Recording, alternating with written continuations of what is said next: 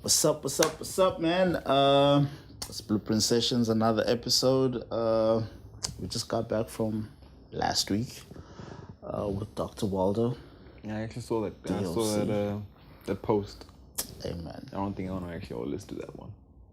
Okay, let's hope Doc's not listening. It's views, my friend. It's views. Jay, it's good to have you back, man. Thank you, man. I don't know. It's like recasting again. People are coming back just so people can finally see them. Yeah, man, it actually works. Like, you know, I'm the guy who brings expensive conversations. So I'm bringing that. Wait. Yeah? Wait. Silence. Expensive conversations. Yeah. That's what just happened. So how you been, man? Yeah, man. Been good. Been trying to work through some stuff, as you know. Got a wedding coming up. Yeah. Oh, yeah, the man's engaged. Yeah, man. I'm trying to work some stuff that's actually coming up well. Like the lobola stuff is finally handled. Yeah. So now it's just the wedding preps, which actually not that difficult. You know, with the wedding, like I honestly thought the lobola and the frustration of buying things and paying would have been the most frustrating thing. Stressful. It's not. The guest list, funny enough. What? Yeah. I thought that was the easy part. No. 100 people, so I'm taking 50, she takes 50. You think, it's a lot. No, it's fine, it's enough. Until you see that none of your people... For a guy, 50 is a lot. Nah, not for me, fam. Like, I got a lot of friends. Are you sure you got a lot of friends? A lot of friends. Trust me, I got a lot of friends. And I got a lot of family too. But the lot of friends that you have, I'm sure there's not many you want to invite to your wedding. Yeah, of course. It's not Because like... they might make dumb speeches like, oh, Junior used to... Yeah, I can't have any of those. So that's why I'm having like close people. Nah. Close associates, like very... Like the kind of guys that I've been messaging with for the past like 6 years. Yeah. Those guys are definitely there. Anybody I met you, like, within the journey, oh, no, I can't, man. I can't. So I'll be having you, they're going to pull some stunts now. And then my dad on the other side. Funny thing is, so I tell my dad, hey, 100 people, I got 50. Fine. Yeah. Work on your family, nigga. Work on your family. I don't know most of them, but just work on them. You're like, okay, cool, fine. You know, 2 days later, this guy comes up with a list of 22 people. Jeez. Like, so, how many, I can't, they're like, not, let me cut you down to 11. After 11, I put down my list, I was like, nah. I cut it down to 8. And the thing about it's actually like blood, family, and I don't know them, so I can't really expect these people to be at my wedding. Is that including your father and sister? No. They definitely in there. I told them, listen, just call maybe your brothers and your sister and obviously your mom. Because, like, my grandma, only met my grandma once, which is like 3 years ago. Jeez. I was, 24? Sounds like you. Yeah, 24. Remember my grand for the first time. And then, he's got 3 brothers and his sister, half sister. Yeah. It's fine, you can call those. The closest you are, it's like, okay, cool. But then it looks like it's only bringing 5, which is like, it's more space for my people. Jeez, bro. But at least you're saving on catering because your dad is there. What? I'm not That's saving the on chef. catering.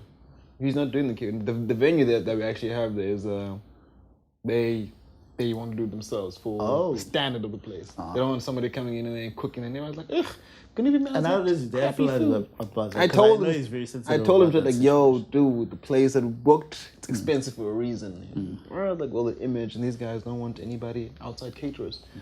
You know, it's like, oh, I was like, well, Not anybody. No, look, no. Another thing, I told him straight forward, I don't want you doing anything. I mean, like, this is my wedding. Yeah. My Aquana's family needs to see you as a respectable man. They can't sing this nigga in the kitchen, out here cooking, Sweating. and then the son is out there standing waiting for his groom. This nigga's busy. Come on, guys. Old head, all watery. Oh, wet and soaking. No, like, no, you are not doing anything on that day. Locking up in a suit thing, you know, look fancy. I need you to just sit there and not try to run things. You know how my dad is. Don't try to run things. Just sit there and just be a man, like a respectable man. Just once, just sit there and look like a boss. Because that's what I want them to see you as on that day. You know? Yeah, he's been rocking suits, but I don't think your dad can just sit and not do anything. That's what I have to on that day. Because even in church, even when he's rocking a suit, you still find him with calm. Wartime stages and what doing? Pulpit in his arm, running. Dad, sit down. Yeah, man. Yeah. But I told him, and I told my aunt to also just keep him on leash on that day. Cause I mean, like, it's the first time that these two families are finally gonna meet properly and see the side that they're actually gonna be one with. Yeah. I don't want them looking at and be like, you know what, that guy, we can just talk to him. He's Junior's dad. He's cool. No, he's cool, yes, but respect him as Junior's dad and see him as the head of the side. And you're like, okay, cool, respect you guys. They got their head, they got your head. Finally coming to one, but in all that, you know that Junior's dad is not your friend. He's not your bra. He's Junior's dad. Yeah. So I want to keep that. All right, man. So, when are you working on a project, man? Because I feel like musically you're very quiet. I'm actually working on a project now. I was speaking to I'm calling my fiance. Was it on Saturday? Yeah, on Saturday before I went to the guys. A friend of mine who had been writing some stuff for them songs. I'm selling songs now for the past like almost 9 months. Just offer songs. If you like them, take them. Play me. Label, especially if you see like there. Fine. There. And I keep them there. Like if somebody they do like it, fine. If you want to use it, use it. If you don't, don't. But for like the songs that I know, damn, this is some good work, I told them, listen, here's your price, just keep it there. So for now, like I took the entire album of 9 songs. That guy is here. Like, yo, we're definitely taking this. Yes. 9 so we had a songs. meeting on Saturday. With Sven and a friend of mine, like, let's talk business. Like, nah, fam. Can't do this. No royalties. One. No production credits. Bear in mind, this is an entire project. Complete project. The music is done. Writing work is done. All they need to do is just find a face and a voice and just replace mine. Why, though? Why are you giving away your work? And it's been so long, bro. Like, I was meant to drop, like, when? 2011? Exactly. It's like 6 years later, and I felt like, nah, man. Like 7. Plus, like where I am, like mentally right now, is not the same place it was then. But obviously, like this is like my life story. So I felt like, you know what, I don't want this to go to waste because I'll hate myself when eventually I look at my stuff and I'm like, damn, this is good. Didn't do anything with it. And then everybody who knows me, they read my stuff, they check my stuff, and they hear me and they're like, damn, bro, but nothing ever happened. So like, you know, I just want people to hear this. So it's fine. Just go out somebody else. It's just about the art. It's not Yeah, about but after that meeting, I spoke to our corner and she was like, don't do it. Yeah, you know what? Like I'm not saying your album is worth millions, but you know how hit songs are. A hit song might run now, and in 2 years, it's made so much money. You need to at least get a good sum out of it where you feel like, yes, this is mine and it's a healthy amount. And these guys are only offering you a 40K for your album with no royalties and production credits. He's like, no, don't do that. I was like, okay, go find your thing. You know what? I'm now gonna work on the brand of Jae and put it together, and then I'll decide before the wedding whether I'm doing it or not. And that's exactly what I'm doing right now. I'm gonna put together like literally the project, the image, the marketing, the strategies behind it, and then the day before the wedding is the day that I'm gonna sit down and be like, am I actually doing this? And if I feel like strongly about it, I'm gonna go and start showing the people, okay, this is happening, it's coming out, and then I'll finally come out as an artist. I've never ever been seen as an artist. I've seen like as an except when you've been on stage. Been on stage with you, but that's it's always been special things. I can't just be on stage. You know this. I can't just feature on somebody's song and be on stage. But with you guys, like you, Lance, Digo, Boom, it's just like something special. We're like, now fine, yes, let's do it. You know, and those moments are very rare. Very special. Like I remember how it happened at the history tour even. You and Vusi were in the studio and you guys were vibing to a beat that I liked. It's so funny how that song came about. It's like I want in. You thought I was joking until the next day I was like, yo, dude, I want in. You're like, okay, go write a verse. I came back a couple days later and there was a verse. Because I liked that song so much, man. I was like, nah, let me put down something good. And I did, and the song came about, and we loved it. We all loved it. We all loved it. Yeah. Literally, we were all excited about that, and so damn excited about it. It's very funny because that whole song was already complete. Yeah. The only thing I asked was just like, just sing this part because I don't sing. Okay, just sing. And he's like, yeah, I like this song. It's very great. But on my own verse, the whole many have come, many have gone part. That was supposed to be a verse, but it ended up being a hook because it had that punch to it.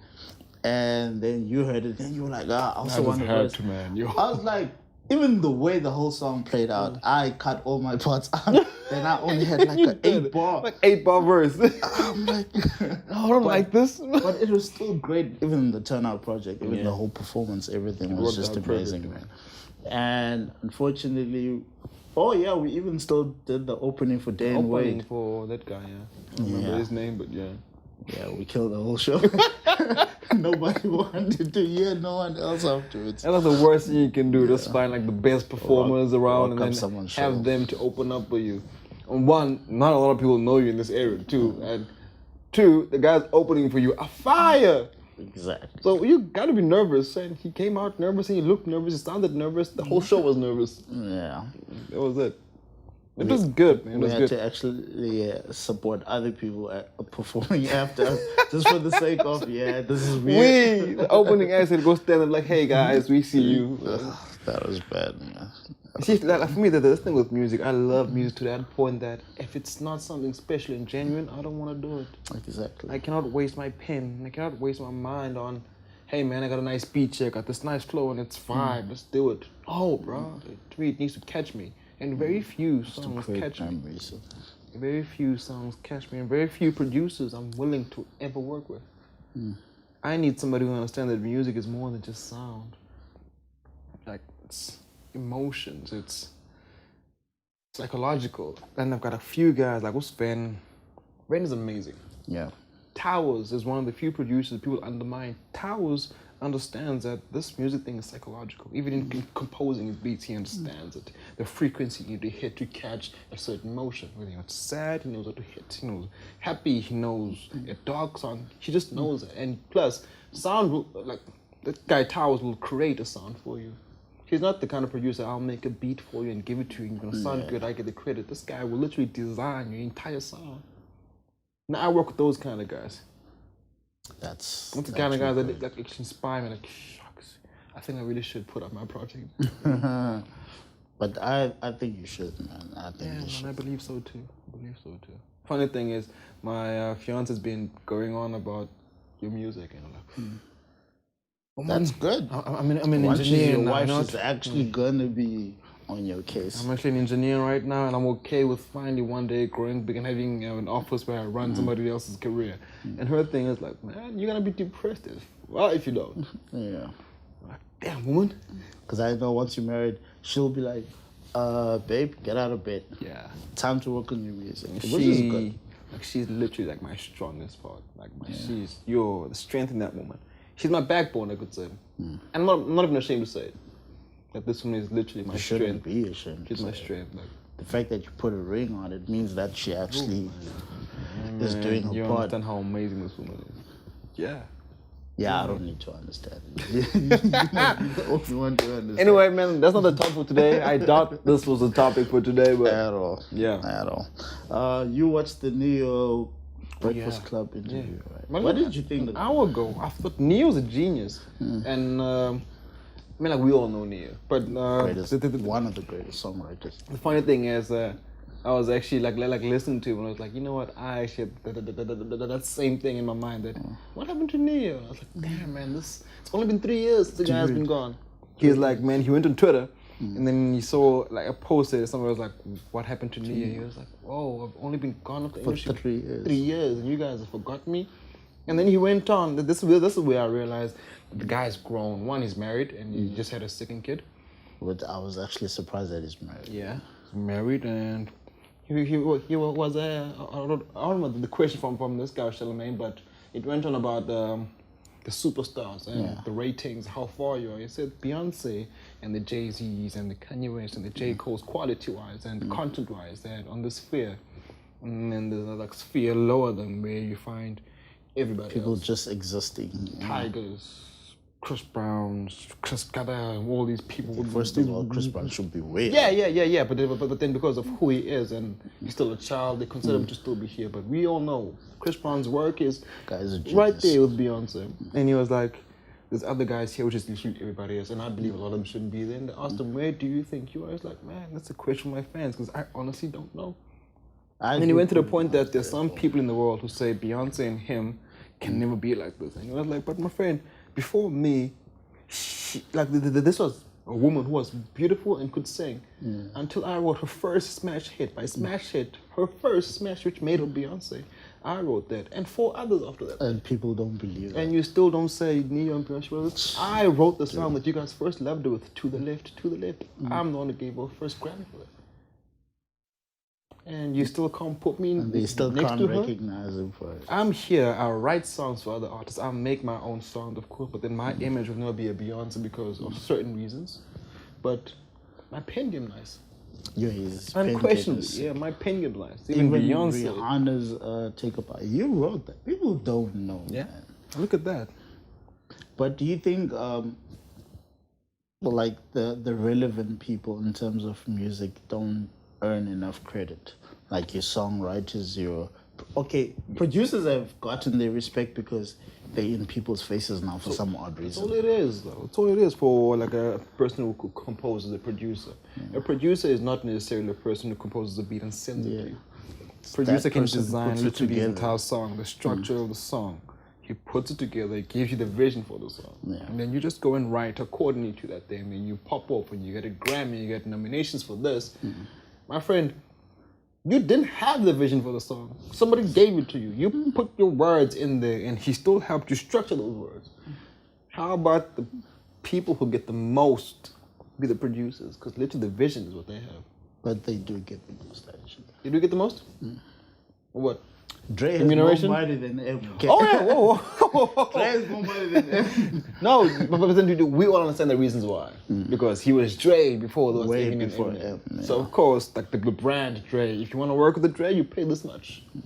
So, but then now, if Eminem's gonna release a song and then here's an instrumental from Dre, he's gonna go and say, "Hey Dre, I'll give you maybe like what, 100K, 200K for this beat? Fine, I'll make 3 million from this year." Which is actually a good question. Do you think M pays as much as everybody else? To Dre? For Definitely not. No. This is Eminem. This is Marshall Mathers. No, bro, I can't. I don't believe he does. I can't say for sure he doesn't, but of course not. Like, I don't want to even think he even pays Dre. you know, this guy Dre and loves them. the thing was these two artists, like they got together as I see potential in him, I'll take him on work with him. Then afterwards, after all the messy stuff with the label saying this is a crazy white boy, and plus hip hop right now is black faces sell, the black culture, the street culture sells, and this white boy came out talking about his trailer park, his mom, and all this weird stuff. Typical these, white stuff. These crazy white poor people talk about. It's not gonna sell.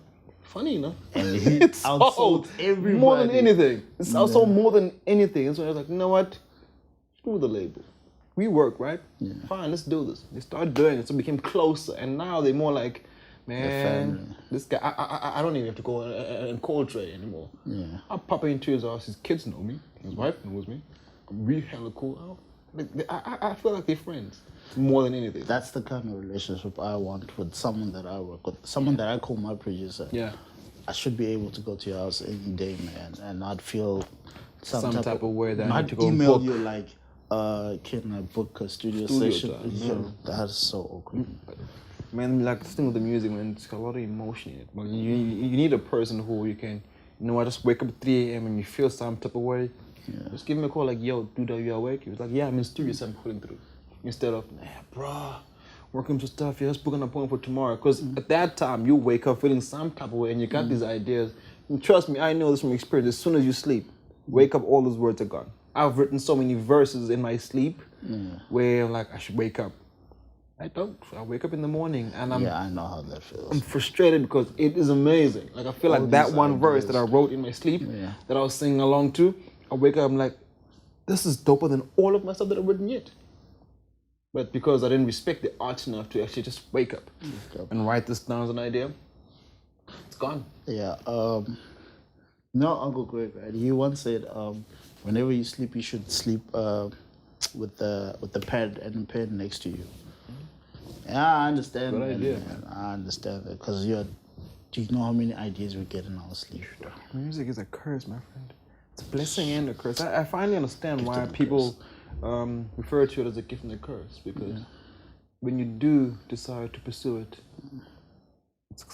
it happens, flourishes, and you live that life. Of course, that life comes with its own problems, which you, as you grow, of course, you learn to navigate. But if you don't, it's gonna haunt you for the rest of your Kill life. you. It's gonna haunt you for the rest of your life. which is scary for me because I'm like, damn, bro, I started writing when I was 17. 10 years later, I don't ever sing loud. I've been writing dope joints since I was 17. Yeah. 10 years later, I still got the pen game. Nothing out. But the beauty about it, it never dies. Yeah. You will never lose it. That will haunt you till you die. That's the scary thing about music. I love it. I hate it at the same time. Now you watch Coachella this year, right? Yeah. Do you watch one, bro, the Beyonce thing? Yeah. Eminem also performed it, but he brought 50 and Dre. We brought all the old school guys, your exhibits and everybody, like all the old school guys. But my main question is towards the Beyonce one. Everyone's comparing her to Michael Jackson. Do you agree with that statement? Because we all know how high Michael's up there, man. To put Beyonce out there. Okay. I think people understand one. I'm not hating on Beyonce or her talent. Beyonce is amazing. She's an incredible artist, an incredible performer. She's the best we have right now. Alive. But without the influence of Michael, she would never know that it's possible for you to do something like that. Yeah. So no. You can't come up here and create something. And then somebody else who comes and takes it and they succeed at that and then they say, this one person is greater than that person. Without me, that wouldn't have existed. For Michael, nobody was doing a performance with 100 people behind you. Like, from the dancers to the band on stage. Band, full out on stage, a full band. Not playing a backtrack and 20 guys on that side, 20 girls on this side. Choreography in line with him while singing. That wasn't happening before Michael. Now Beyonce is out there and she's outstanding at this. Don't say she's better than Michael. Fine, you can go and put her in line saying she's reached. She's a great she's reached that level. This guy, he was it, fine. But nobody will be able to surpass that. You can't surpass what Michael did. Ever. Pop culture, my friend. All the Michaels are great, man. All the Michaels are great. Freaking Michael Jordan. Like I think Beyonce will only get that she's up there with Michael once she only passes away. Because I think while she's alive, it's a terrible argument. It will never happen.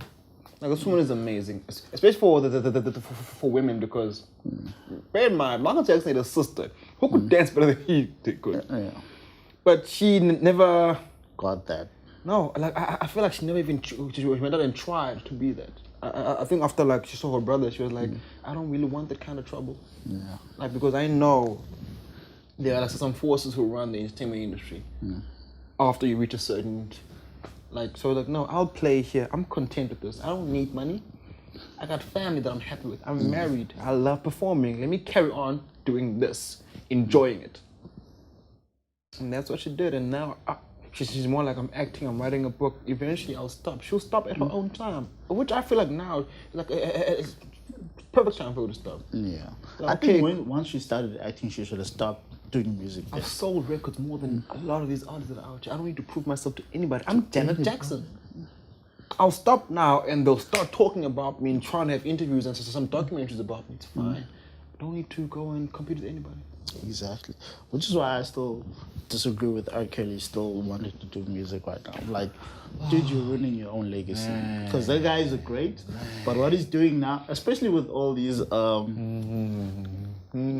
pedophilia allegations, like, just stop it, man. Right, was it 2 or 3 years ago? I think sometime back I saw a music video, something like a Cookie Monster. I think it's a Cookie Monster, Cookie Jar or something. He was wearing a glove, all white with a snapback and shades. I was like, no.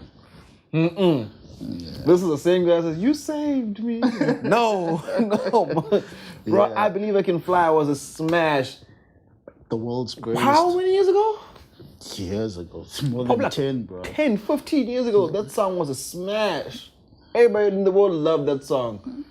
And now you're going to come out here claiming Cookie Monster and having girls twerking your song, and I don't even know how old you are. You're probably in your 60s. In a mansion, 50s, wearing all white and a glove and a snapback, looking like a wannabe 22-year-old Will Smith. You are R. Kelly, bro. Exactly. Speaking of freaking Will Smith, Do you check out his? Yes. Jeez, Icon bro. remix? Dude. Icon, dude.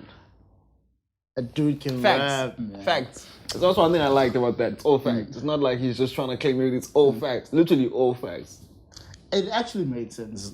He won a Having Grammy him through his on rap. the song. That's what you guys say. He wasn't a lyricist or an MC. First one. One of the first to actually go win a Grammy. Yeah. People forget that. You forget that. And two, this guy is an all-round artist. He's an actor. He can rap. He dances. He does all this amazing stuff. And now nothing he actually he's still can't do. around now, married to one of the most successful black women of all time. And his kids are doing very well. His son just hit 100 streams on freaking Spotify. 100 million streams. Jeez. And now he comes out rapping, and everyone's like, Will Smith? No, actually give it a chance.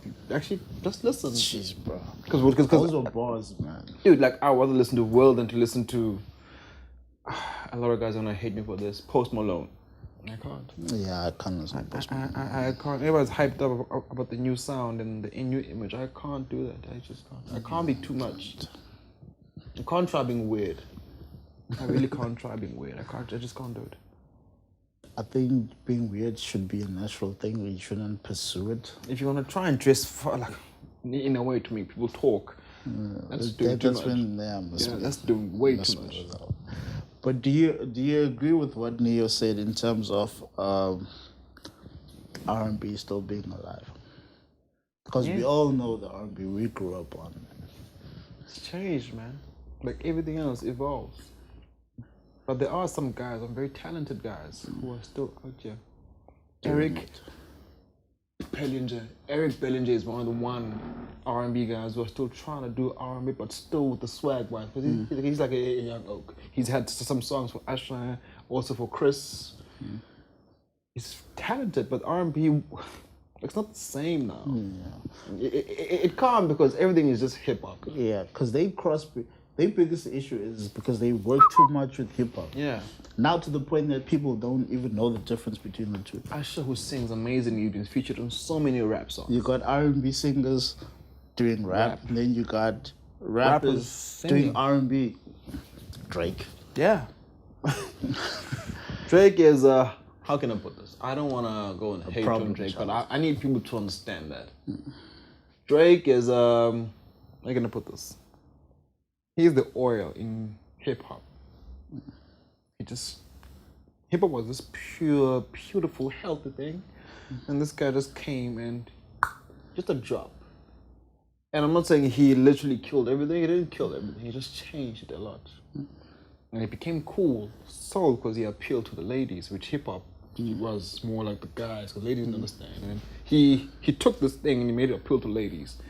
And then he appealed to people outside of hip-hop. And it went on. And now it's there. We have some artist named 6ix9ine trying to do this thing where everybody knows there's no place for it in hip-hop, because some kid from Canada decided he's going to be a hip-hop artist who also loves R&B and loves singing, loves this other weird, that's the weird stuff. And this is him. It's naturally him. I'm not going to hate on that. That is Drake. It's all in him. He just went out there in the industry and became him. But in being him, he brought all this other stuff with it, of which now it's influencing our hip-hop and our beautiful musical culture. You find people who know nothing about music, don't have a musical bone in your body. But here you are making money off music. Who do you think opened the gateway to, I don't want to say ruin, because it's not ruined, but it is pretty much contaminated? A long time ago, we had a guy by the name of Lil Jon. I actually forgot about it. But everybody loves Lil Jon. Wait. Reason why I said everyone's gonna hate and say, no, Jay, you're wrong. Fine, I accept that. Who do all these new kids sound like? I'll wait. I don't want to say they sound like Lil Jon, because Lil Jon's unique, man. Guys, he screams a lot. He made noises and screamed a lot. Now the 6ix9ine who does what? I don't know. Yells a lot. There's all these kids. Who's this kid? Lil Pump. He's got some nice sound, but he's also on the same tip. I don't like Lil Pump. And then there was Lil Wayne. See, Weezy was hip hop, straight up rap. From the top of my head, I could rap. But he did a lot of weird stuff. See, I can go and write, but he went to the lean. skateboard look. And all these things, you try to take like the rock into hip hop and then into this, and then all these other guys, they followed them. People who couldn't rap, they tried to do this and they mumbled. And then the Futures came in, and then it became a mess. Future came in, Designer came in. He doesn't even speak any language. I don't believe like Designer speaks any language, but it was more like him. And then guess what? They saw that thing sold. Designer was Panda, made ample millions. Yeah, it was the number one song, man. People don't know the lyrics to that song, but you turn up to that thing in the club. So guess what? So those kids are gonna see potential in that, and they're gonna go and jump in it, and then create what they see. And well, the kids their age, they like that because it's more like Future, more like Designer, more like Lil Pump, more like so-and-so, and guess what? It sells. The kids. Another thing you understand, hip-hop is a young man's game. Don't think we 27-year-olds are gonna control the game all our life. No. You're gonna have, like, for example, your brother is gonna go and grow up to actually enjoying hip-hop. And it's gonna be like his thing. My friend, do not think he'll listen to or Jigga and Park. No. He's gonna find somebody, either Cole or Kendrick or anybody else, if he does. Or not, he's gonna find the little pumps if they stay in the game, and the Designers and the Futures. He's gonna find the new littles. The new littles, which is gonna be like something else. And people are like, this is hip hop when they grow old. And then when you City, like, guys, trust us, this is not hip hop. Like, nah, Dad, this is hip hop. This is what you used to be into. And at that time, you'll be having men squeaking on songs. Yeah, like that's hip hop. It's pretty much going.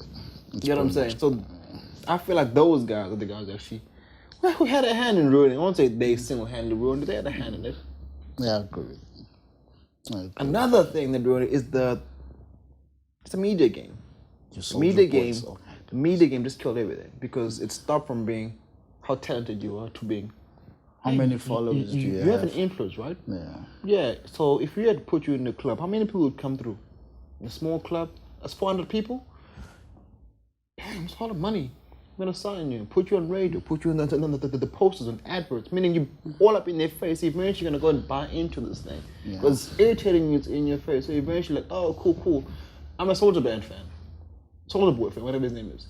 I'm a so-and-so fan. I'm a so-and-so fan. Pull up to the club. This kid is making money. Eventually, it's in hip hop, the awards. You get all these stuff from making so much noise instead of talent. It stopped from being how talented you are to how many numbers can you bring in.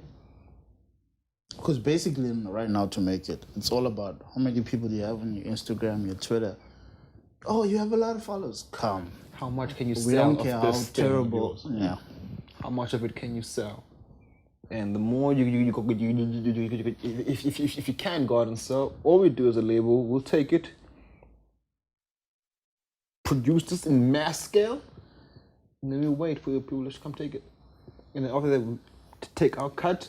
And if you know how to redo this thing again, that's good for you because you get to do it again. But if you don't, we've made a couple millions from you, we don't care about you, and you fade. Meaning you're a phase. So that's what's happening right now. A phase comes through, people like it, labels see an opportunity, they take it. Mass scale it, give it to the public, they feed on it, and they're like, they want more. If you can do more, it's good for you because you get to make more money. But if you can't, then you're one hit wonder. You sit on the bench, you spend all your money on tour, you don't have a house, you don't have a car, you just say, yeah, I used to be a rapper. Do you actually? I don't think this, but I want to hear your opinion on the matter. Like, look at music now. It's no longer hard copies anymore. Everything is just streaming. It's internet based. Anybody can make it just because it's easier to get your song on SoundCloud or whatever, and even have a YouTube account.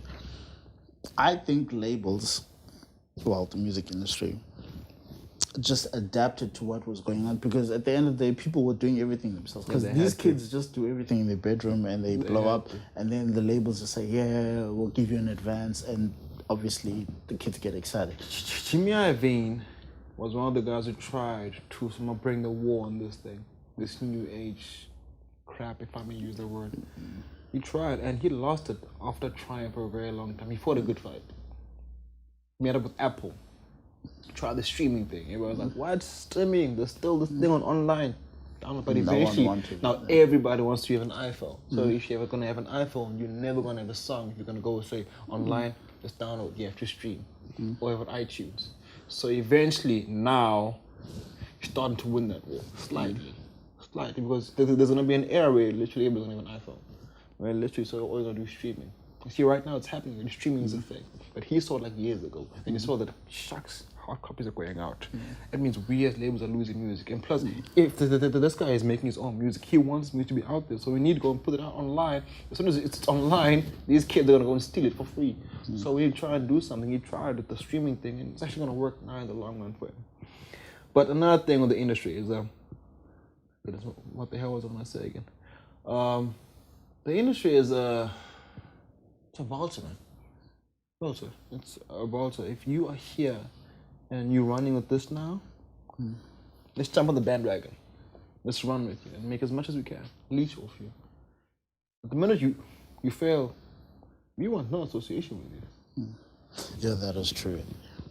The minute you fail, we want no association with you. That is scary, man. It's scary. So that's why, if you're gonna try the music thing, know that, my friend, you're good for the long run. Meaning you're at least gonna take up 5 albums, which is gonna be about like a few years, like 8 to 9 years in the game. If you get that much, man. I don't want to be in the music business that long. If you're in the game for more than 5 years as a rapper, kudos to you. Very few of them. Actually, in other genres, it's actually worse than rap. Yeah. Rap is still forgiving. All these other genres, yo. My friend, in pop music, if you're Pink, if you're competing with Pink and she drops an album, you drop an album. My friend, you need to come back before Pink with fire. If you don't, or months after. If you don't come back with fire after you're out. Same thing with rap. With rap, you're gonna rap your ass off now because you're so smart, you're witty. But guess what? The one thing about rap is we write these things down, we rap, we influence these kids. These kids, they take from my style, from so-and-so, from so-and-so. They create something even more smarter than I am, like way better flows. So what I need to do now is to release this thing here now and shy away from music altogether. Because these kids are influenced by me. They're gonna go and produce their own music, which is an influence of me and so-and-so. So people are gonna, oh shucks, that's a song. I'm gonna run to it. So in order for me as an artist to grow, I need to stop listening to music altogether. Because that's what happens to everybody, the influence. We all get influenced by our favorite artists that people listen to. So eventually, we are out here releasing songs with flows that sound like so-and-so. Writing that sounds like so-and-so. An instrumental that sounds like so-and-so's production.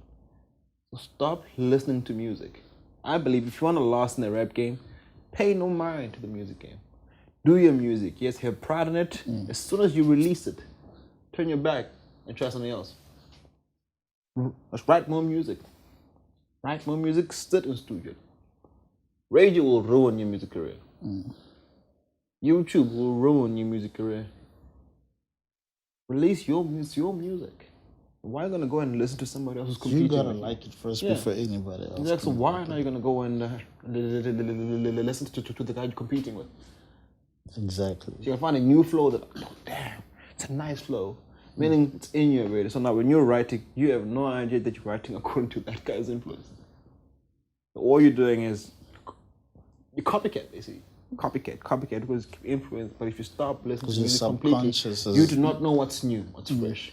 You bring up a fresh you because all I've been doing for 3 months is sitting in the studio, writing songs with new beats. I haven't heard what's out on radio, so of course, if I'm bringing anything out, it's fresh for everybody. Because everybody's used to, or this flow, or this beat, or trap music, blah. If I'm simply in the studio with musicians, and there's none of us who are out here listening to radio or whatever music, we're simply working on composing and creating music, what we are bringing out is going to be completely fresh. No influence. No ID is a guy who sits in studio and simply makes beats constantly. And he sends them out. He doesn't care about the music industry. Which is actually smart. I don't care about the music industry. I rap, right? I'm good at it, right?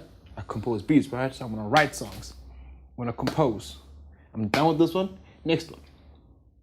I like it, it's my music. It's dope. I believe it, it's my music. Next one. Dope again, next one. Instead of, hey Jigga, let's try and hear this. Oh, it's dope, yes. Yes. Oh, this is, oh shit, this guy has a song. Then it's influencing you. Meaning you now more and that, damn, it's a nice drop.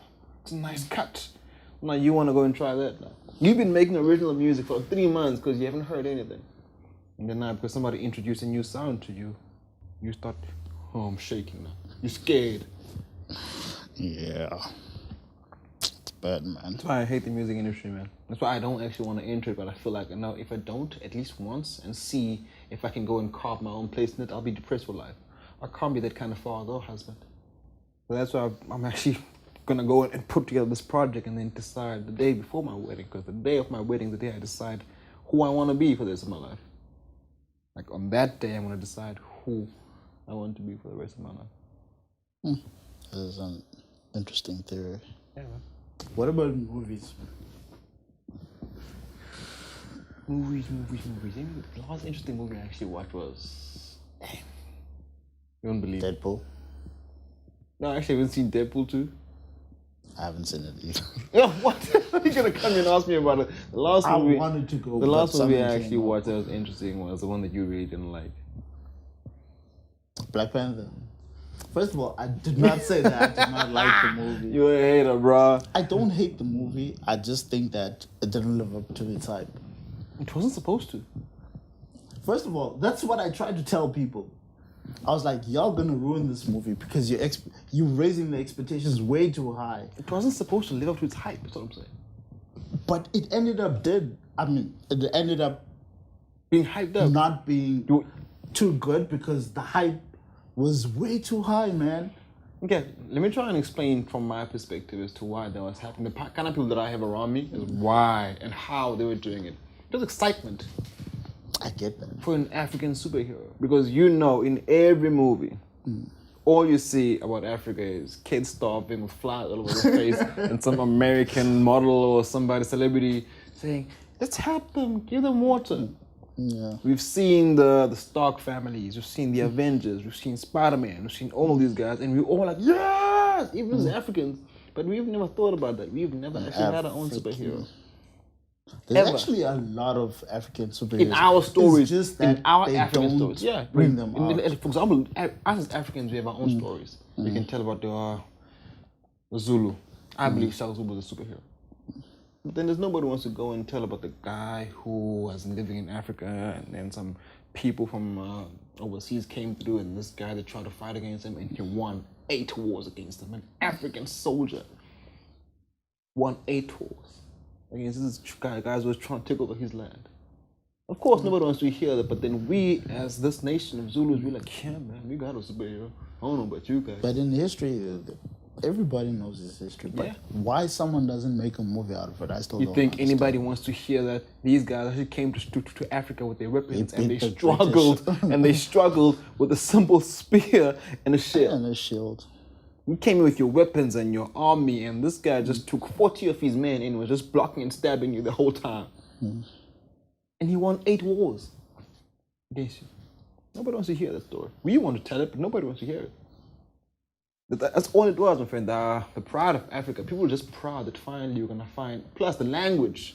Even if they try and come to Africa for some scene where there's an African actor, they will also, he might be in the main cast. All is English, man. But here there was some Xhosa and some Zulu, and then the other nonsense they spoke, which I believe is gibberish. That was some bad Zulu and bad Xhosa, but their attempt was what we were happy about.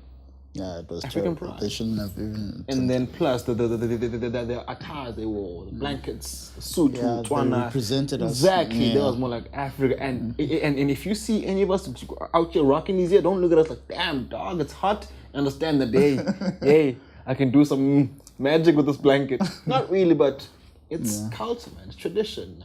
We are proud of it. And then these guys that come here with their J's and the Air Force Ones, and we're supposed to go and turn our backs on that thing and believe that any person who's not rocking Vans or J's or Jordans is weird. Nah, fam. Pride. I get people were happy about that, but I did say it was a bad idea to get the hype before the movie rather than after. Because now everybody's expectations was way up here, but after the movie, everyone was like, yeah. Yes, the people who were like hyped up and then others were like, hey, this movie gonna be like you were like, hey, I hope this movie's real. Everybody was else excited because, yes, man, finally. Then you were like, I hope this damn movie's as good. You went there, it wasn't like, soga.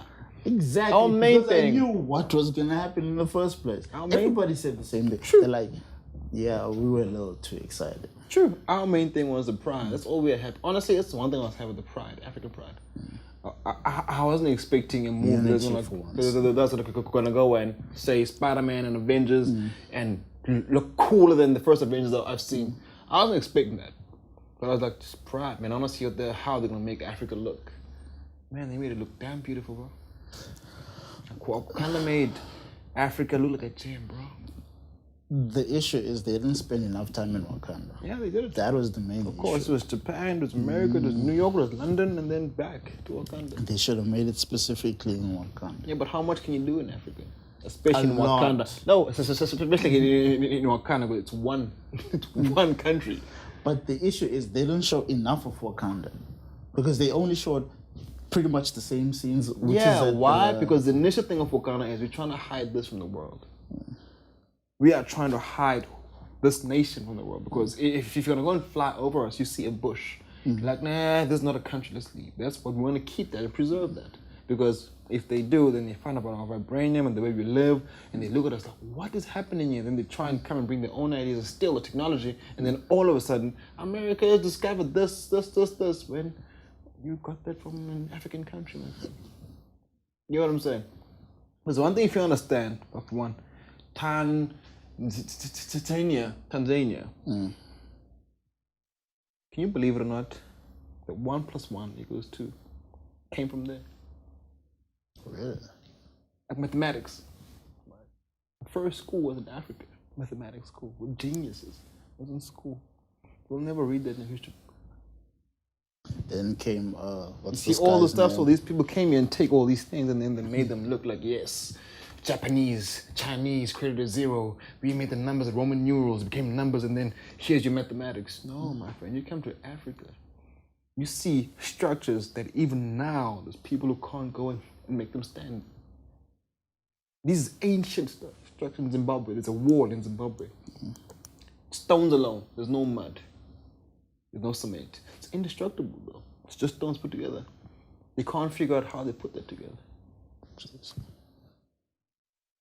You know what I'm saying? So it's sort of like the one thing. We try and preserve this Wakanda thing so that it's not going to happen again, because it's happened literally all over Africa. So it's not going to happen to us.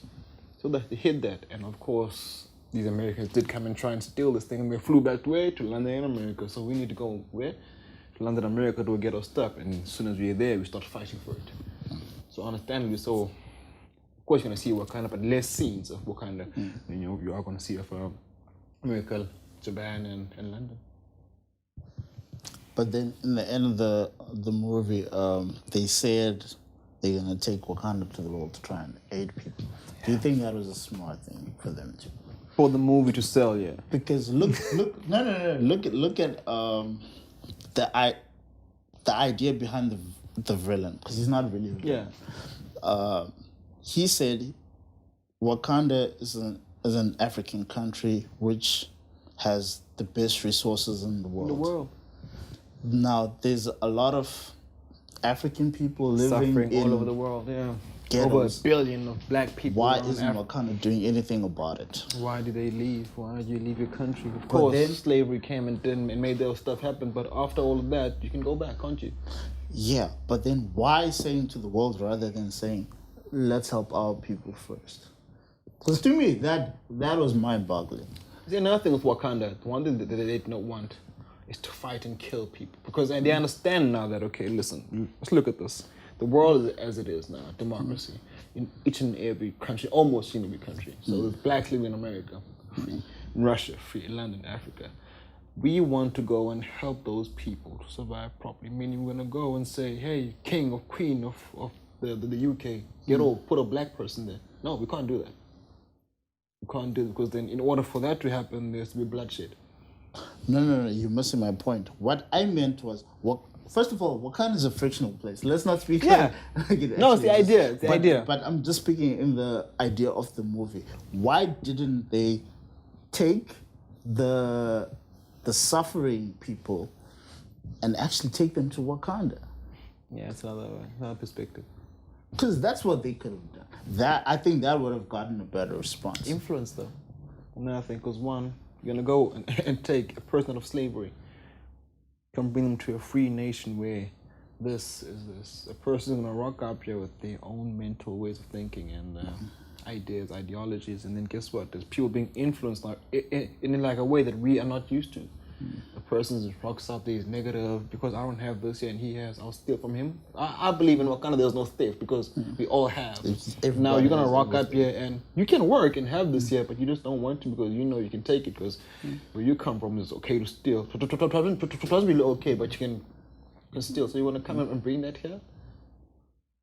But that's what this is probably would have been for the difficult next if you movie. think about it. It's very difficult to try and go save everybody around the world, especially for a place like Wakanda. It's very difficult to have this conversation and say why and how and so on. It's very difficult if you think about it, bro, because there's so many pros and cons for each point.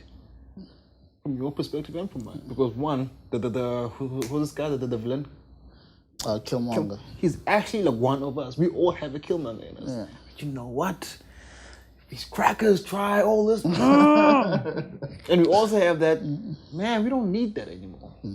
No, we can all live peacefully in this damn country. Like for me, this whole thing with land, I understand like where we come from, our people, ANC. I understand where the farmers come from. This is land that I grew up on. Fine, I'm not the one who came and took it.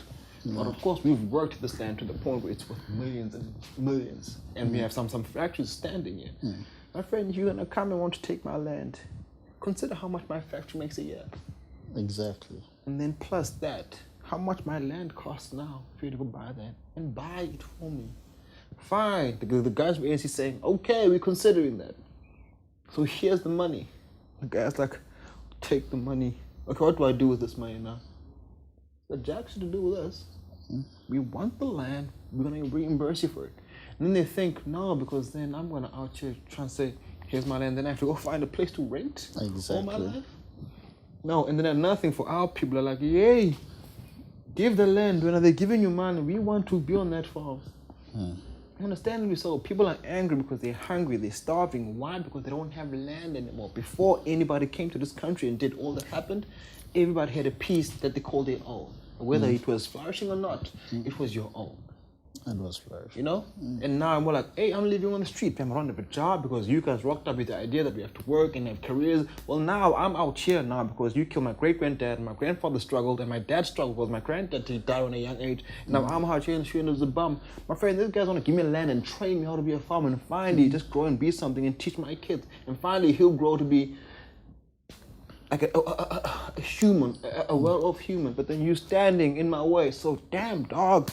I'm coming to your farm, which is totally wrong. I don't agree with that. It's wrong. Go and kill that farmer because now guess what? You're gonna kill the farmer, but you're not gonna do what he's been doing. And you see my thing. It's just something even about that. You're gonna kill the farmer. You're not getting the land because the Constitution says you need to go to prison for this. So you're gonna go kill that farmer, you with your hands, and you think your kid's gonna because you killed him and that land was supposed to be yours. Gonna give it to your kid? No, the next person gets in line for it. Meaning your kid still suffers. So my thing was, you know what? This is not our land in the first place. We will all just put you to rent for lifetimes. When your lifetime, when your span is off, you leave. Why can't we all just rent freely? Let's all just rent in this land freely. I mean, like you have a farm. This is 200 acres, my friend. Jeez. You can put freaking 8,000 people to live in houses of their own in that space. You don't want to sell it. You have your farm there and probably now like 400 acres free. Dog, what are you doing with that? You're farming here. 400 acres is free. All we're saying is that, bro, we're not going to come and invade your piece of land where you're farming and living. We're going to give you money for this because we understand that you have the title deed for this. Just put 200 people here. And it's not going to be squatters. We want to build them houses. Just be okay with that. You're like, no, it's my land. And then those people who are waiting for their houses here, they get turned out because this nigga right here now is holding us back from having houses and actually living. So we all gonna collect each other off and go kill this nigga. Not knowing that that's very ignorant of us because after we kill the nigga, his kids take over that and they're like, you know what? No, we're still not doing this. Now, the offer's off the table. Meaning you have to go look elsewhere for land. And then these murders keep happening because nobody wants to sell because of how the other one is acting. Yeah, I think the whole approach was wrong. Yeah. I think there was a lot of rah-rah rather than like, you know what, let's sit down, let's have a discussion. We have this situation in our country. Here's a suggestion. The thing with the ANC, and I don't vote. I haven't voted yet. I'm 27, never voted. I've never voted. The reason why, because I don't find anybody who's honest enough to be like, yo, this is what's popping off. The ANC, it made a noise before they actually went out and acquired the land. Made too much noise before actually going out to acquire the land and then come there. People are going to give you land. You went out and said, we're going to give you land if you vote us in power. Land that you don't yourself don't have. You still don't. Meaning that you're going to get into power, meaning in office, in parliament, because that's the only land you have, in parliament. And then you're going to say, yeah, we're going to take that guy's land. Dog, no, I'm a voting citizen. You don't take my land. Offer me money. And if I don't like your offer, go away. These guys came out and offered people land. People got crazy and voted. And now they're angry because shit's not popping off there. They expected it to. ANC is like, guys, like, why the violence? Why the lies? You see? Why the lies? You lie to people who are hungry and starving.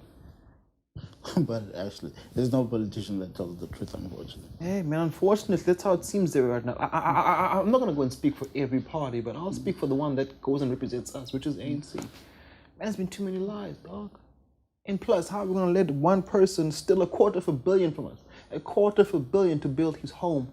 And then this person, after we still kept he him stopped, in office. Fine, and after he's no more the president, this guy is still roaming free, fam. He stole $250 million of taxpayers' money. $250 million. What can you do with $250 million? Do you know how many people you can house? There's a place they call Punza in there, which is over thousands of people living there. You know how much money, that money could have made so much difference in there. And then they say, no, we can't do this for quickly. The potholes, no, we can't. Our president just blew 250 million. I think that's what angers people a lot in this country is the fact when we ask for things to be done, they say there's no money. Then you hear the president did this lavish stuff that have nothing to do with nothing. Exactly. Because Jacob Zuma already had a house for him to go and build himself another house. He's one of the chief in the Zulu nation, bro. His son had too much money. He even had too much money. And he had Nkandla already. So he went out and expanded on his dude Nkandla. has houses in Dubai, man. Dude, 2 houses. Nkandla is as huge as a city in the Eastern Cape. That's your house. How are you going to have East London as your house? You drive to Tanzania, there's your other house. Take a taxi to Amalinda, there's your other house. No, bro, it's not right. Like, another thing with these guys, politicians, I don't understand how you become a mayor of a city. And then you and your wife have Range Rovers. First and foremost, my friend, you're a public servant. Exactly. You are there to serve the public. You shouldn't be driving a Ranger before the people that you are serving drive those. Fine, I understand you need to be well off yourself and have a house and have a car, but it needs to be a standard car because you're a public servant. In Cuba, the president of Cuba still lives in a hut. You believe that? He still lives in a hut because he believes that I'm simply here to help my nation grow. I'm not here to live lavish and grow and be a millionaire one day. Fine, these guys because I'm gonna stop after a few years, and these guys each year they're gonna go and pay me a certain percentage until I die. This guy still lives in the hut the natural way. He has a garden. It's president of Cuba. We have one who lives in a mansion as big as a city. And he still doesn't have enough. He still has to steal money. And he's still roaming the streets of the country. Wives. He's still not in prison. Well, I guess he needs the wives to fill up the other houses. Go live in Amalinda. You go live in Southernwood. I don't understand it, bro. I really don't understand it. That's why when it comes to these things of politics, me and my dad, we oppose each other, but at the same time, we got the same view. Because she's like, I don't understand why the money is stealing and all this scamming, but I totally understand the other side. I'm like, man, I'm not going to understand the other side because it's wrong on both ends. And if it's wrong, it's wrong. Plain and simple. I don't care if you say it's wrong because, finally we're taking our stuff back from the white man. Fine. This white man has a life that he enjoys to live. He has a wife and a couple kids. Don't take away this man because, when they caught you, they did that. No. He's just as wrong as he is, if that's He didn't come. You're not sure that his bloodline came and killed your bloodline, your great-granddad. You're not sure of that. So how are you gonna be sure that it's him? Let's go kill him and take his land. We don't know how this thing started. So don't even if his bloodline is the one that did it. Do you know how many people that actually came after that person? And plus, this guy as you see, you can go check his record. One, he's never been to prison. He's never robbed or killed or he went out did anything. And he never went out and had a slave or a worker where he ill-treated. He's simply doing things right because he believes that this is how I do it. He deserves this much. I want to pay him that much. And then you're just going to go and kill him because of his pigmentation. Because you believe that his people came in and took what's yours. His people came in and created an industry which we didn't have, which we're okay with, understandably so. But there's an industry now which we're all living in because there's technology, there's lights, and all these stuff. We all like very much because you constantly there's TV, phone. My friend, if they didn't come here, we'd still be swinging on trees. and I understand. Look, we will be okay with it because that's all we knew: fruit, the animals, the fields, our parents. The culture, dances, fine. We would have been okay, happier even. Could have been happier than we are now, but we're not there now. And you enjoy the things that they brought in, right? Exactly. Why are you trying to kill them? There's an opportunity to come and take back your land by giving them money. Money that's never going to come to you. The government is never going to go and give you 12 million bucks. Ever. They're going to buy that land so they can give you and train you how to be a farmer. And then eventually you make your own millions. And then your family is finally okay after a couple years of hard work. Actually, the biggest issue in this country is not giving people things. It's the fact that there's no freaking education in this country. The fact that we're paying for an education that we don't even need. Can you please tell me what are we learning from grade 1 to grade 12 that actually benefits us? Nothing. You're being compressed. That's what I believe. You know how many people are sitting on matriculant papers? Because it has nothing to do with what they want to do, number one. And the education system is simply meant to compress and put a threshold on how far you can think. They give you that this is reality, the idea of this is reality, and that's what he does. What's the pass rate now? 25%? Dude, yeah, this country's terrible. It's 30% for pure maths, dog. What? Pure maths. 30%. Jeez. I wonder what's it now for maths lit. Probably a 15%. Jeez. Oh, when I heard that, I was so shocked. I was like, what? Education system is so screwed up, man. Everything, in fact, is screwed up. Like the one place I would love to go to, which I am going to go to, is the UK. The UK has an education system which is free for one. But I still feel like I want to homeschool my kids. Because dude, there are people who are smarter than I am, who know more than I do, who never went to school. Yeah. Just from pure experience. And plus, experience means I react a certain way, which is not the same way you do, because you're educated, you know this. These people taught you how to think. They designed your thought pattern. And that's what you follow. You react a certain way because guess what? That's what happens when this happens and you receive it. This is how you're going to think. This is how you're going to react. These guys never went to school and they experience all these things that we experience at the same time. And they become more successful than us. And we don't ever go and wonder why. This guy was broke. He never went to school. I went to UCT. I went to blah, blah, blah, and I graded summa cum laude in this thing. But this guy, who I would have expected to be a bum, is more successful than me. Because his thinking was never compressed. Exactly. Jonathan Shuttles would say this. He was like, why are pastors surprised that their children grow up to hate the church? You take them to public schools. The public schools are teaching them to hate the church. Because it's where they're spending most of their time. Another thing with that, my man, as a preacher, when you raise your kids, don't ever raise your kids and show them the perfect man when you read the Bible and teach a perfect man. Because one, that means you have to live up to that every freaking day of your life. It's okay not to be perfect. Unless you're that person, then it's fine. There's one perfect human. One perfect human. You want to know what that is? That is you being imperfect. That's human is imperfect. You're supposed to be imperfect as a human. But so you're going to go and teach your kids about a perfect human and blah, blah, this year, make your kid sees the opposite. Of course, they're going to hate you because they believe that you're lying to everybody when you're standing on that podium. And then you come home and he sees the real you. And then he makes a mistake and you react a certain way. He hates you for that because that's not what you tell people at church. So basically, your kid at home who you always got dragged to church, he sits there like, ugh. So Pop's about to lie again. Don't teach your kids about Jesus was a pure man Fine, the idea of Jesus was a pure man. But for one, you need to understand first, did ever a man named Jesus exist? Whoa. Okay.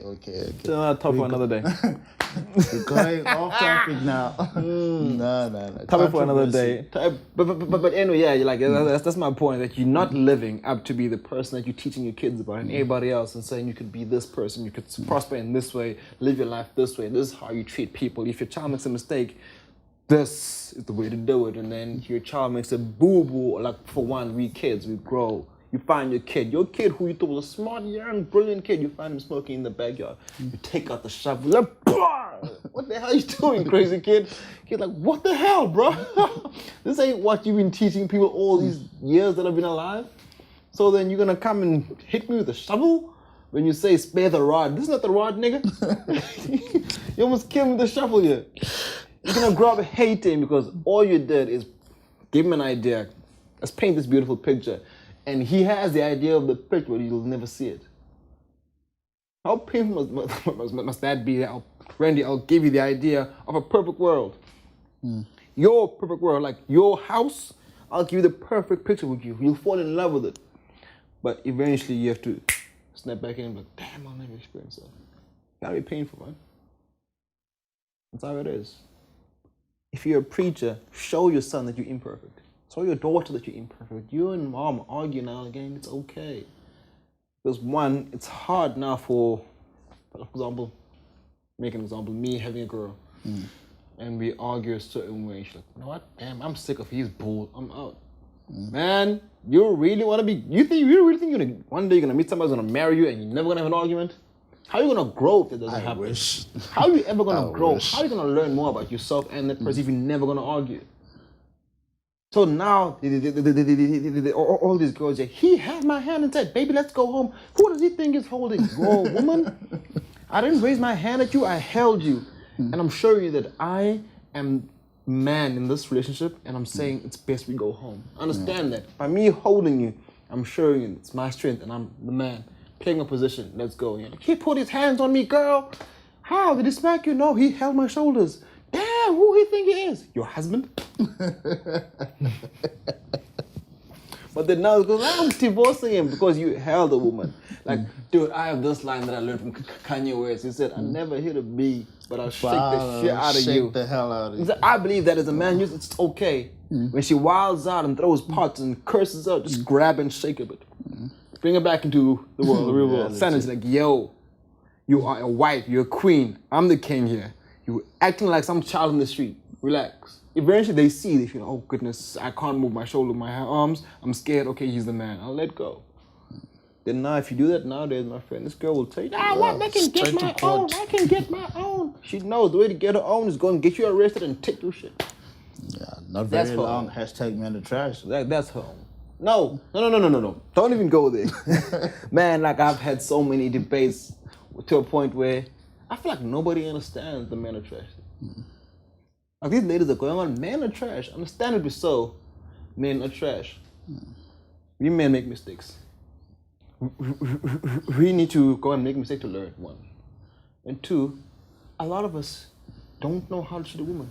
We've never been taught that. So we try with you guys and we make our mistakes, but then in making our mistakes, you'll consider us trash and you'll run. You go to a person who hasn't made that mistake. Actually, they go and then to guess another what? person. And then guess what? You were there with the fears that, oh goodness, I hope he's not the same. When he makes that same mistake, where do you want to?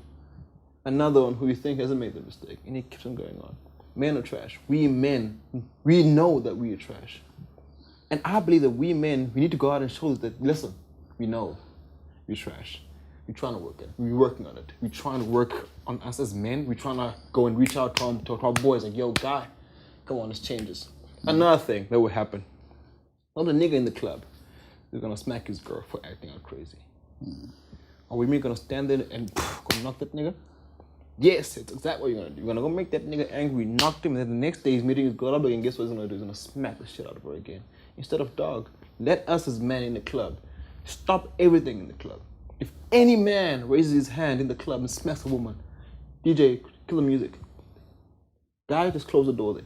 Let every man walk up to the guy like, yo, dude, it's not how you do it. If we could start with those Having small things. conversations. Like where men in the club will stop and collect themselves and come up to this nigga and grab him, not beat him, grab him, put him in a corner and talk to him.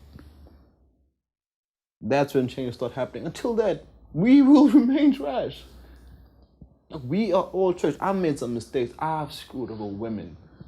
Too many. And I believe that I'm trash and I'm okay. I met a woman who helped me see that I'm trash and who was like, man, you're way better than this. Trust me. The day that I first met you, I saw the world in you. You still have that in you. Like, yeah, man. Now I'm at that point where, you know what? I'm good with this. I'm content with this one woman. I don't need to be out in the club and seeing another fatter ass and be happy with that. No, because I understand that I'm gonna meet a fat ass. I'm gonna be happy about it. Tomorrow morning, after I come, I don't want to see this ass ever again. But now I miss my fiance. So it's better if I don't waste any of that. I just keep it for my fiance. Because I mean, like, oh, for one, I'm gonna spend some money on booking a hotel and food and drinks for this girl, and plus she has to F of home, it's a cab. So I spend all that money just to come, and then after I come, I realize that I really don't like this girl. Imagine having to do that 3 times a week, Friday, Saturday, Sunday. How much money are you gonna spend? One, you are absolute trash for even thinking about doing it. There's one, this girl here, we all know women. A woman, you speak to her now, and she says yes, and you go ahead and kiss her, she's already planning your wedding. But then you know that you're gonna come. But then you know that, listen, you and I are gonna go upstairs to the hotel. I'm gonna come and then not go and show you my back when I sleep because, well, I don't really see you like that. Tomorrow morning, this child is ruined. She's terrible. She's a mess inside because I'm grabbing my heels, jumping into a cab. He didn't give me his number. He's probably never gonna call me. And I'm in a cab. I'm driving home. I don't even know this guy's last name. And then we still out here like, no, I'm looking for a girl who's good and innocent, loyal. Blah, blah. But you are 27 years old. You've been doing this since you were 14. You complaining because you can't find a good girl? Yeah, you probably ruined all of them. All the girls you meet now, bro, are like, yeah, well, you're trying to get married now and all you're meeting are messed up ladies. Because, well, you're one of them who messed them up. And plus, you saw niggas. You had friends who were messing up girls and you were okay with it. So now you're out here looking for a wife in a place that's full of messed up people. I think you need to have a separate session for that. Yeah. Because it seems like you have a lot to get off your chest. Man, like I said, man, I bring the expensive conversations, bro. I'm that guy. You reminded me of the interview with Neil because he was also saying the same thing. Man, I was so angry when I saw this guy sit down with girls and they had this without me. That's like the one topic I really wanted. That in the Bible. Yeah, the Bible one, it's a very tricky one. No. I have my points, which I believe that if anybody would actually sit down and listen to me, they'll actually understand. It's a very easy one. Yeah, I think Doc is here for a couple of weeks. We need to have a sit down. It's a very easy one to me. Like, I don't understand why people go like, no, you know what? Get up point, bro. It's very simple.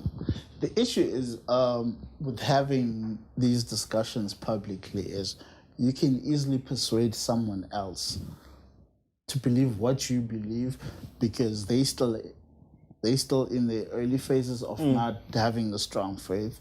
So if you're wrong, do you know how many people you could influence? Which is what we're trying to eliminate. Yeah. We get that you have your own views. It's very important to have the reason why I say I bring expensive conversations because I never go and talk about things that I don't know. I will never come and stand here and simply put statements about stuff that I don't know. I do my research, meaning inside the church. Outside the church, online, I read this book. Like I told you, Leonardo da Vinci, I've read a lot of his stuff. And I realized that the kid actually wasn't a heathen. He just hadn't met a person who was in the church who was equally as smart as him. You can't be a freaking genius and then meet a person in the church, a preacher, who's an IQ of 80, 85. You're really going to expect this guy to... No. And then now in this era, we have a person who's a genius who's in the church. People who are genius by like, you're born a genius. I'm interested in the word to teach people. Now those guys can stand against Leonardo da Vinci and convince you if your facts are wrong and mine are right. This guy believes in science and what he could make and show you is tangible.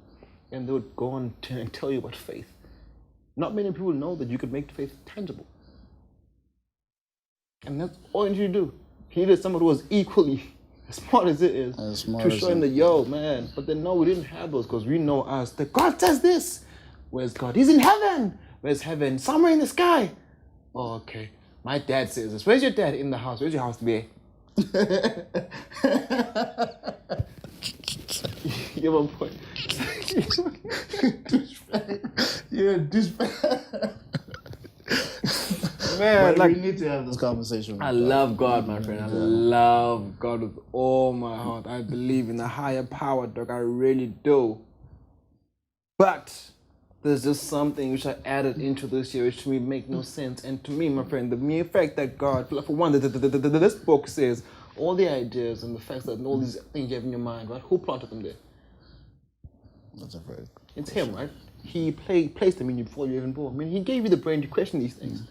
The mere fact that I'm questioning them, how is that a sin? I'm doing what He sent me to do. Questioning is not really a sin. That's what most people don't understand. Exactly. The sin comes with when you don't question and just simply believing is the sin. Exactly. He gave me the mind to question these things.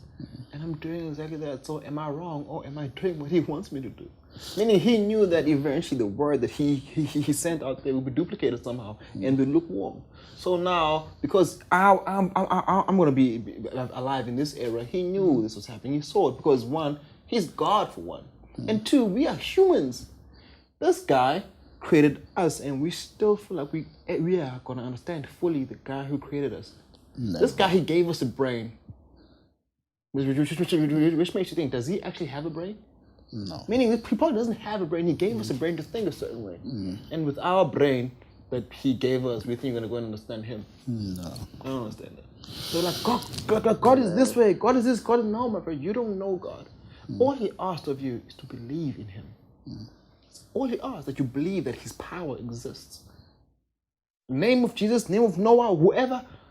I don't know about that, but all He ever requested was a relationship with us. Believe that I exist.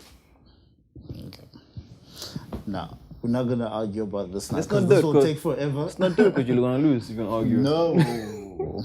This will take forever. Yeah, let's 'Cause I say know that you're for a now. stubborn one. Let's say that. I am a stubborn one. But yeah, man, thanks for coming through. By the way, I forgot to mention in the beginning of this episode, Still could not be here today because he probably pepper sprayed himself. Nicole, take care of Steve. What? Why Steve? call Why him did Steve? Steele. Yeah, Steele. Yeah. Get well, man. Get well. Whatever's happening Nah, I'm with not you and your gonna say eyes that. and your pepper spray, get well. Get well, nigga. This is the second time we've visual, and he's not here. How long has he been gone? A week. Last week it was work. This week he's sick. I don't know what's going on with him. How long is this sick for? You're probably gonna come the whole week. I don't know. No black people when they get sick. I'm not going to work this week. I'll see them on Hey Monday. man, I've never been sick to the point I don't go to work. Okay. I feel that way every day, man. But it's cool, man. Yeah. We love you still. Thanks for having me, man. It's been good. Alright, I actually haven't had one of these conversations in a long time. And actually, one thing I never get to do is speak my mind more often. Like I just every day I'm literally thinking of stuff, adding to theories, adding to facts. That's me every day, and it's rare for me to actually find a human I can sit down and talk to. There's like very few of you guys in the world that I can actually sit down and talk to. Hence, I say I bring expensive conversations. I make you, I make you go and question yourself. Okay, well. While I question myself at the same time. But the one thing I never go and question is the things that I talk about. So that's why I make sure first that I got all the facts. And then I come talk to you. And if my friend, if you don't know the fact, it clashes mine. We never gonna agree. No. But yeah, Alright, man. thank you so much for having me. Give them your handles. J Worldwide. The name is Junior Kimber on Facebook. J Worldwide on Instagram. J Worldwide on Twitter. That's me. Don't go on my page and look for cool pictures and music. I don't have that out, as you probably heard from the conversation. Just wait until the 1st of December. That's I might just do something there. Yeah. Alright, I'm L-Zee Braylon's find us on all platforms, as you know by now. For those who don't know, we are Blueprint Sessions on all platforms. As you guys know, we are open to suggestions because we know that you guys have a lot of opinions. We consider them, as long as they're not trash. Like men. Yeah, man. Anyways, man, it's been a very good episode. Thanks again for coming through, man. I truly appreciate it. Then, special thanks to the cameraman, Mr. Matsky. Special thanks to what? Mark Matsky Productions. What? No. You should consider that name. That's the ring to it. Yeah. Matzky Productions. Matsky Productions. Thanks, Mark. We appreciate it. This is Blueprint Sessions. It's been an awesome episode. Till next time. Next time. Thank you.